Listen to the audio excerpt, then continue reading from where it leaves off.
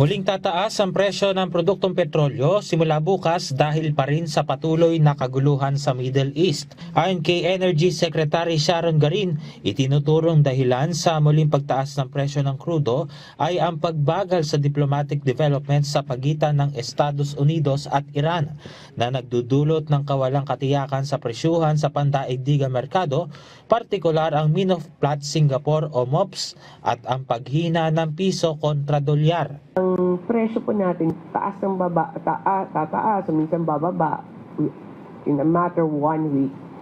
It really depends on how the negotiations in the Middle East conflict happen, kung saan siya papunta. Kung may mangyari doon, it's reflected in the international market and automatically it gets reflected in our pump prices.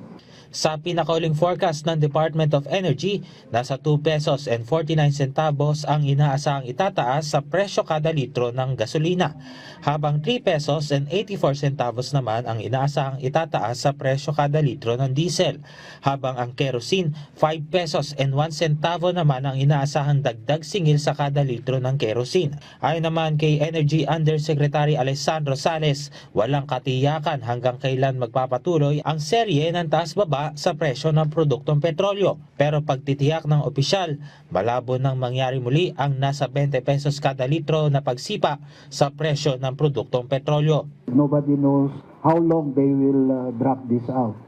Pero at the end of the day, the markets will adjust. The markets, I think, have begun to adjust.